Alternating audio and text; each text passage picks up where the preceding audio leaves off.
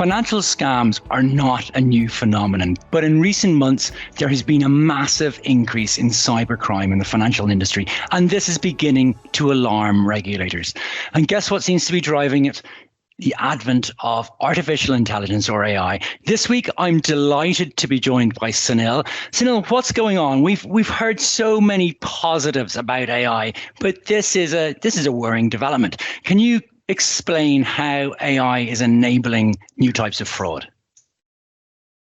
Well, in very general historical terms, it's not the fraud that's new. There have been frauds for as long as people have been making promises or trying to trade with each other. But in general, periods of disruptive innovation, when people start doing things differently or are contacted and accessed differently, are quite fertile times for fraudsters. So we think about the early days of email, mobile phones. They were great enablers for new forms of cybercrime, and AI might well be now one of those moments. Obviously, it does have great potential for good in terms of improving productivity, but also great potential for fraud. A recent security kind of industry survey said that by let's say 18 months, 2 years time, cost of cybercrime globally might be north of $10 trillion. Now, put that into perspective, that's more than the annual economic output of Japan. Yeah, wow, that's a huge number. But how is AI actually enabling these scams?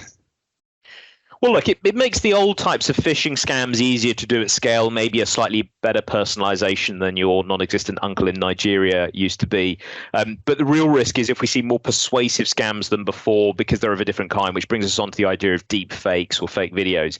It's relatively simple these days to take about 30 seconds of sample audio of somebody really speaking, which you might find on social media, use that to clone their voice and create realistic fake audio of somebody you know or someone famous asking for money.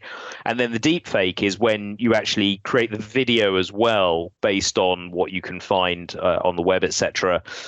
So earlier this year, we had a story of a well-known financial kind of personal finance expert in the UK, Martin Lewis. A deepfake was created of him on social media pushing a financial product. Caused people to believe it was him, and they clicked on the links and invested in a fake product. Okay, so I think this is pretty extraordinary. I mean, you could literally mimic or clone the two of us doing this episode today. So this type of fraud is becoming kind of even more sophisticated, as you mentioned, and even harder to detect for people watching them. What can banks and financial institutions do to kind of combat this? Well, more of the things that they always do. So you spend money on fraud prevention, detection. You try and educate customers as best as possible about what the latest scam techniques are. But I guess one interesting aspect is also the idea of using fire to fight fire.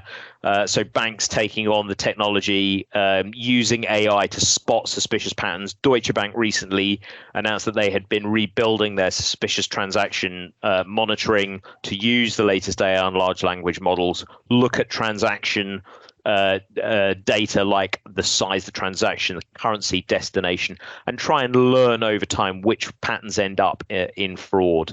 I think the last part is to try and get the financial industry to partner up with the tech platforms, get them to take some responsibility. Something close to our hearts, which is investment. We know that the fastest growing scam category is investment fraud. And we also know from a day-to-day basis how much time and money established firms put into customer protection suitability. But if those credentials end up being faked by bad actors, then the financial industry is going to be blindsided. Yeah, so true. So although those steps you mentioned they're kind of a good start, to me it doesn't seem like the problem is going to go away anytime soon. So what are some of the challenges in fighting these kind of AI-enabled fraud schemes? Speed and sophistication, I think, is perhaps the biggest channel. The fact is, scammers, like all criminals, adapt very quickly and find workarounds, and AI is just helping them to move more quickly. Secondly, I think there's just a question of scale, which is already a problem, but may well amp up. We had a large bank in Australia, Commonwealth Bank, recently confirming that they track about 85 million events a day on their financial surveillance tools. Bear in mind, Australia has a population of 26 million people. So the scale is significant. And I think the last challenge is perhaps at a law and government level, which is just to say, well, who's really responsible? Who's liable here? And in particular, if somebody loses money, who pays? Is it the customer? Is it the financial institution they bank with? Is it the tech platform on which they came to hear about the scam? Vanilla, really interesting topic in so many kind of ways. It brings home the need for serious vigilance on choosing sort of financial products and services. Sunil, thanks very much for your time this morning. And we'll be back again next week with another topic that's caught our eye.